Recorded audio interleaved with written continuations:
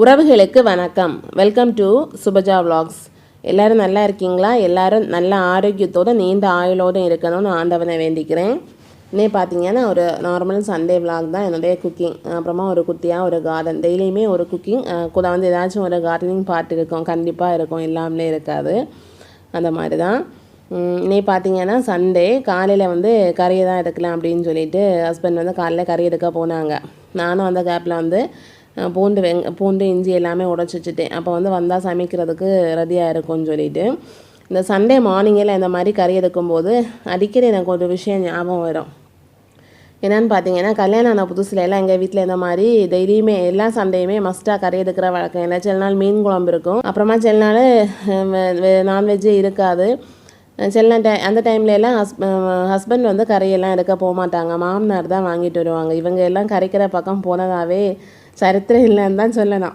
அதுக்கப்புறமா பார்த்தீங்கன்னா சில நாள் வந்து சொல்லியாச்சுன்னா கொஞ்சம் போய் எடுத்துகிட்டு வருவாங்க, அந்த மாதிரியெல்லாம் இருந்துச்சு. இப்போ பார்த்தீங்கன்னா சண்டே ஆயாச்சுன்னா சில நாள் வந்து ஏதாச்சும் ஃபங்க்ஷன் இருந்தாச்சுன்னா எடுக்க மாட்டோம். மேரேஜ் ஃபங்க்ஷன் அந்த மாதிரி வருமா, ஹவுஸ் வார்மிங் அந்த மாதிரி ஏதாச்சும் இருந்தால் எடுக்கிறதில்ல. மற்ற நாளில் பார்த்தீங்கன்னா சண்டே நான் தூக்கி எழும்புறதுக்கு முன்னாடியே அவங்க போய் வாங்கிட்டு வந்துடுவாங்க. முந்தின நாளே கேட்ட வைப்பாங்க என்ன வேணும் அப்படிங்கிற மாதிரி, இல்லைன்னா கூட அவங்களுக்கு பிடிச்சி ஏதாவது எடுத்துகிட்டு வருவாங்க. அடிக்கடி எனக்கு இந்த விஷயம் ஞாபகம் வரும். அதில் அந்த ஒரு விஷயம் புரிஞ்சுக்க வேண்டிய என்னென்னு பார்த்தீங்கன்னா, புதுசாக கல்யாணம் ஆகும்போது பெண்கள் தான் இன்னொரு வீட்டில் போய் சமையல் எல்லாத்துக்குமே கொஞ்சம் நம்ம தடுமாட்டம் திணறல்கள் இருக்கும். அதே மாதிரி தான் வந்து ஹஸ்பண்ட்ஸுக்கும் இருக்குது, இல்லாமல் இல்லை.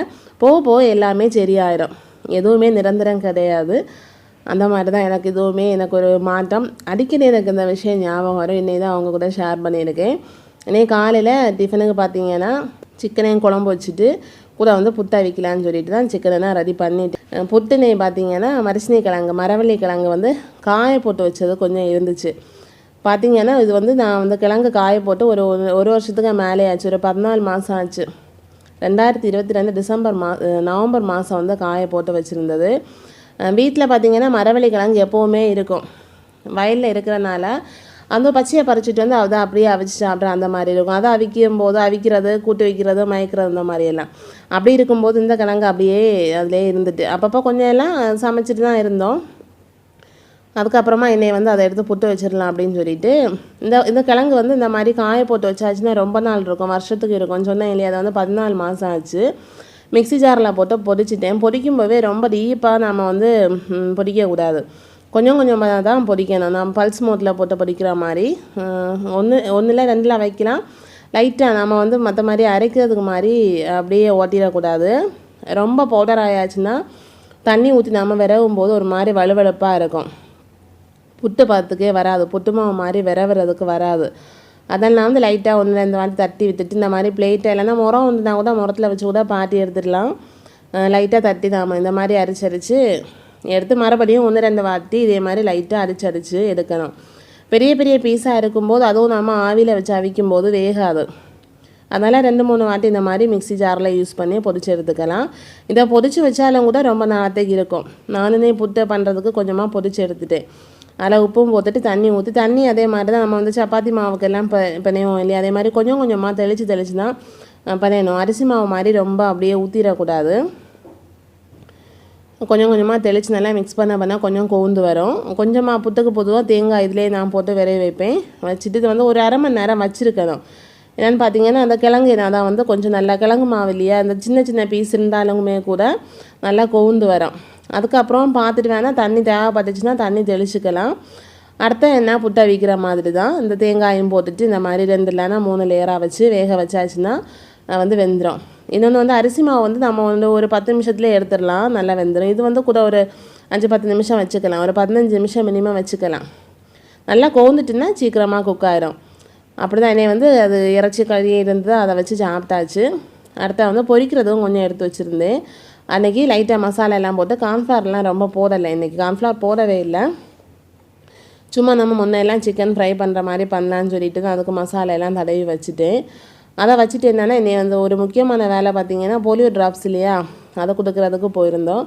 இங்கே பார்த்திங்கன்னா என் பையன் குடிக்கவே இல்லை, சரியான அடம். பொதுவாகவே மெடிசன் குடிக்கிறதுக்கு ரொம்ப கஷ்டம்தான். அப்படியே 2 ட்ராப்பு கொடுத்ததையும் துப்பிட்டான். அதுக்கப்புறமா பிள்ளைக்குமே அவளுக்கு 5 years 2 months ஆச்சு. நான் வந்து கூட்டிகிட்டு போயிருந்தேன், கொடுக்கலாமான்னு கேட்டாப்பா கொடுக்கலான்னு சொல்லிட்டு கொடுத்தாங்க. அவளை சமாளிச்சிட்டோம். அந்த மாதிரி அதையும் முடிச்சுட்டு வந்ததுக்கப்புறமா பார்த்திங்கன்னா இன்றைக்கி வந்து சிக்கன் எல்லாம் எடுக்கும்போது பிரியாணி வச்சாச்சுன்னா கொஞ்சம் ஈஸியாக முடிஞ்ச மாதிரி இருக்கும். ஆனால் என் மாமியார் வந்து பிரியாணி சாப்பிட மாட்டாங்க. அதனால வந்து சில நாள் வந்து சோறு வைக்கிற மாதிரி இருக்கும். நம்ம இது பிரியாணி வச்சாச்சுன்னா அதுக்கப்புறம் அடுத்து சைடிஷ் காய்கறி எல்லாம் வைக்க தேவையில்லையா அப்படின்னு சொல்லிட்டு சரி இருந்தாலும் என்னைய பார்த்தீங்கன்னா வைக்கலாம் அப்படின்னு சொல்லிட்டு அரிசியை ஊற போட்டுட்டு இது பிரியாணி வந்து நான் வந்து அரிசியை ஊற போட்டுட்டு வெங்காயம் எல்லாம் வந்து கட் பண்ணி வச்சுட்டேன். இஞ்சி பூண்டு பேஸ்ட்டு காலையில் அடித்ததுமே இருந்துச்சு. அடுத்து திரும்ப வந்து பிரியாணி பண்ணிவிட்டேன். இதை வந்து நெய் ஊற்றிட்டு அந்த ஸ்பைசஸும் போட்டதுக்கு அப்புறமா வெங்காயம் வதக்கிட்டு கூட வந்து ஒரு பச்சை மிளகா கொஞ்சமாக கொத்தமல்லி புதினா போட்டு நல்லா வதக்குனதுக்கப்புறமா தக்காளி ஆட் பண்ணிவிட்டு அதையும் கொஞ்சம் நல்லா வதங்கி பச்சை வாசனை போய் வரும்போது கூட வந்து இஞ்சி பூண்டு பேஸ்ட்டு அதுவுமே நல்லா வதங்க தான். நான் இப்போ வந்து பிரியாணி மசாலா வீட்டிலே நான் ரெடி பண்ணி வச்சுருக்கிற மசாலா தான் யூஸ் பண்ணிகிட்ருக்கேன். அதையும் போட்டுட்டு ஒரு 1/4 கப் போல் தயிரும் போட்டு நல்லா கலந்துட்டுச்சு. பாஸ்மதி அரிசி தான் எடுத்துருந்தேன். அதை வந்து ஒரு அரை மணி நேரம் போல் ஊறிட்டு அதை மூடி வச்சு ஒரு விசில் போட்டாச்சுன்னா வந்து ரெடி ஆயிரும். போட்டதுக்கப்புறமா அதை இறக்கியாச்சு. அதுவும் ரெடி ஆகிட்டு நீ கூட வந்து கொஞ்சமாக நெய்யில் வந்து முந்திரியும் திராட்சையும் வதக்கி சேர்த்துப்பேன். அடுத்து பார்த்திங்கன்னா இன்றைக்கி சிக்கன் ஃப்ரை பண்ணுறதுக்கு நார்மலாக வீட்டில் வந்து கோல்டு வின்னர் தான் வந்து மெயினாக அந்த ப்ரைமரி ஆயில் அப்படின்னாலே கோல்டு வின்னர் தான். அது வந்து கொஞ்சம் கொலஸ்ட்ரால் ஃப்ரீ அப்படிங்கிற மாதிரி. ஆனால் வந்து இந்த கோகோனட் ஆயில் தேங்காய் எண்ணெயிலெல்லாம் சிக்கன் ஃப்ரை பண்ணாலும் நல்லாயிருக்கும். குழந்தார் வீட்டில் பார்த்திங்கன்னா அது தேங்காய் எண்ணெயில் தான் ஃப்ரை பண்ணுவாங்க. அது வந்து ஹஸ்பண்டுக்கு ரொம்பவே பிடிக்கும்.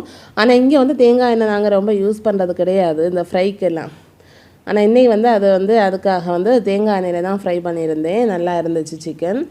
அதுக்கப்புறமா மத்தியானம் தான் சாப்பாடு பிரியாணி, காலையில் வச்ச சிக்கன் குழம்பு, அடுத்த வந்து சிக்கன் ஃப்ரை. கொஞ்சமாக காலையில் முட்டை அவிக்காதனால மதியத்துக்கு அவிச்சிட்டு அடுத்த வந்து தயிரும் வெங்காயம் போட்டு வச்சுருந்தது.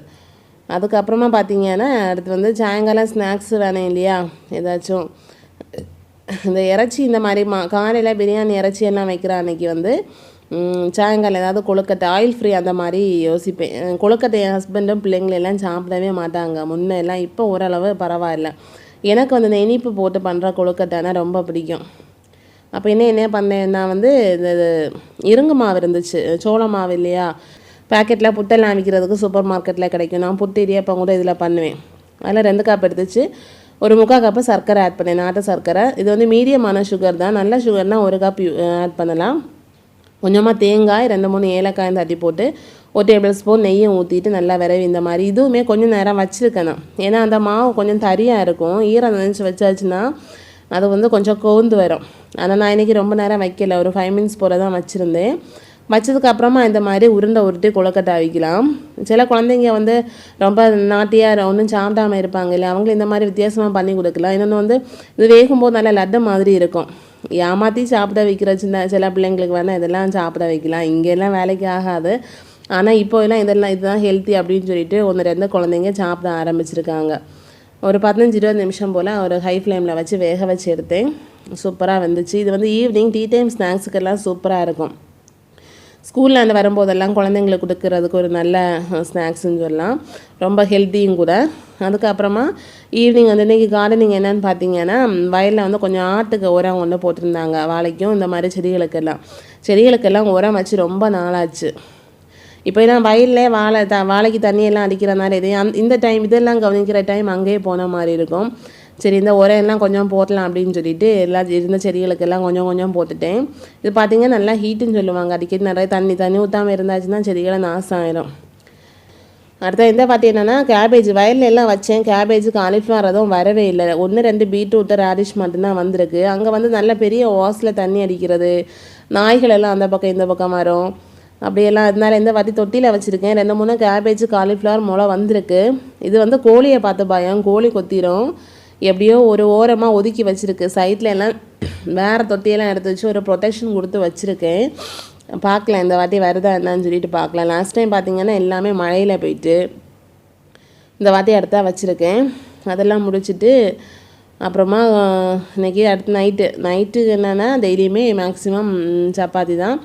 இன்னைக்கு வந்து காலையில் கறி எடுத்துகிட்டு வந்தாலும் நைட்டு இதை யூஸ் பண்ணலை. காலையிலே மத்தியானமும் கறி ஆயாச்சா சிக்கன் அப்படின்னு சொல்லிட்டு நைட்டுக்கு ஒரு குருமா தான் வைக்கணும். இது வந்து இந்த சப்பாத்தி மாவு பிசைஞ்சிட்ருக்கேன். நிறைய பேர் வந்து சப்பாத்தி மாவு எப்படி சாஃப்டாக பண்ணுவீங்க அப்படின்னு சொல்லிட்டு என்கிட்ட இன்ஸ்டாகிராம் பேஜ்லேயும் காத்திருந்தாங்க. நான் அதுக்கு ஒரு டிப்ஸு கொடுத்துருந்தேன். நான் வந்து கோதுமை மாவு பொரிக்கும் போது இது பார்த்திங்கன்னா வீட்டிலேயே பொரிக்கிறது தான். அந்த ரேஷன் கடையில் உள்ள கோதுமை மாவு வாங்கி பொரிச்சு வச்சுருக்கிறது தான். அதில் வந்து இந்த மாதிரி பொரிக்கும் போது கொஞ்சம் கொண்டக்கடலை சோயா போட்டு பொரிச்சாச்சுன்னா சாஃப்டாக இருக்கும். சுடு தண்ணியில் லைட்டாக சுடு தண்ணியில் பொறுக்கிற மாதிரி சுடு தண்ணியில் வந்து மாவை பிசைஞ்சு வைக்கணும். வச்சுட்டு இந்த மாதிரி லைட்டாக மேலேயும் கொஞ்சமாக ஆயில் தடவி வச்சுட்டு ஒரு அரை மணி நேரத்துலேருந்து 1 மணி நேரம் வச்சாச்சுன்னா நல்லாயிருக்கும். சில நாளில் நான் வந்து அந்த மாதிரி வைக்கிறதே கிடையாது. உடனே பண்ணுற மாதிரி தான் இருக்கும் டைமை பொறுத்து. ஏன்னா வந்து 7 o'clock எல்லாமே டின்னர் ரெடி ஆயிரும் வீட்டில். சாயங்காலம் வயலுக்கெல்லாம் போயிட்டு வர்றதுக்கு ஒரு 6, 6:30 ஆகும். அதுக்கப்புறமா வந்து எனக்கு வைக்கிறது டைம் இருக்கா. சில நேரம் போகிறதுக்கு முன்னாடியே வச்சுட்டு போயிடுவேன். மாவு பிசைஞ்சு வச்சுட்டு போயிடுவேன். அடுத்த வந்து இது முக்கியமான இந்த சப்பாத்தி சாஃப்டாக வர்றதுக்கு நான் இது பண்ணியிருக்க முக்கியமான டிப்ஸ் வந்து மாவு வந்து பிசையும் போது சுடு தண்ணியில், அப்புறமா சுடு தண்ணியில் நம்ம கை பொறுக்கிற மாதிரி இருக்கணும். பிசைஞ்சிட்டு கொஞ்சமாக ஆயில் தடவி லாஸ்ட் ஸ்டேஜில் ஆயில் தடவி மேலே அப்ளை பண்ணுறது மட்டும் இல்லாமல் மாவை நல்லா பிசைஞ்சு வைக்கணும் ஆயில் ஊற்றி. அதுக்கு அடுத்ததாக பார்த்திங்கன்னா நம்ம சப்பாத்தி சுடும்போது பேன் ஹை ஹீட்டில் இருக்கணும். ஃபுல் ஃப்ளேமில் தான் இருக்கணும். நல்ல ஹீட்டில் இருக்கணும்.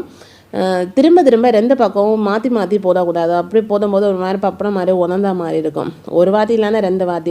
ஒரு சப்பாத்தி போடுறோன்னா ஒரு சைடு வந்து இதெல்லாம் அப்படி குக் ஆனது நல்லா ஹை ஃப்ளேமில் இருக்கும்போது தெரியும். இந்த மாதிரி பொள்ளி வரும். அப்போவே நமக்கு தெரியும் அந்த சைடு குக் ஆகிருக்கும்னு சொல்லிட்டு அடுத்து மறைச்சி போட வேண்டியதான். இப்போ மறைச்சி போடும்போது நல்லாவே தெரிஞ்சிடும் வெந்தா இல்லையான்னு சொல்லிட்டு வேகலான்னா கூட ஒரு வாட்டி மறைச்சி போடலாம்.